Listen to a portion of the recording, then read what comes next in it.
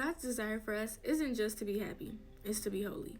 Luxury cars, designer clothes, big houses, these are the things that the world tells you to chase for happiness. While there's nothing wrong with nice things, it does sometimes come with a cost. 1 Peter 15 through 16 says, "But as he who called you is holy, you also be holy in all your conduct, because it is written, 'Be holy, for I am holy.'" Anything from the world is temporary, but holiness is something that we can hold eternally. Solomon, one of the richest, wealthiest kings in the world, had everything. There was nothing that he desired in his heart. If you read Ecclesiastes 2, 4 through 11, you'll see that he had vineyards, he had gold, he had 700 wives, he had servants, built himself houses. In verse 11, he says, everything ended up being meaningless when he looked at everything, that nothing was gained under the sun. Everything was just vanity. That's what he called it. Vanity and meaningless. He also says it was a chasing after the wind. Why are we chasing after the wind? No matter what we chase, it will never satisfy, because there is a spiritual void that we need to fill with God. Material things cannot fill a spiritual void.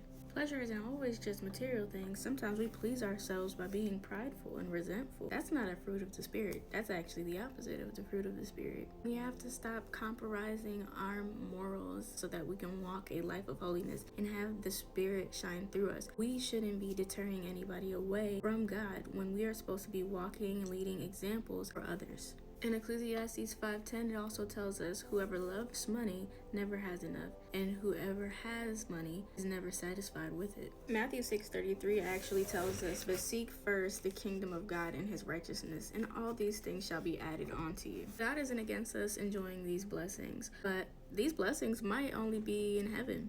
These blessings might also be something that God can use for his glory. You might think you need a mansion, but you really only need a 5-bedroom house for your 5-family home.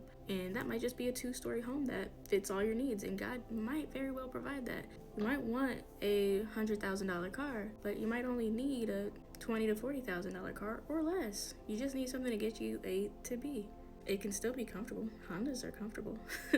Designer clothes are no different than a Gap shirt with a name tag on it for other people to see that you got money. Why do you need that?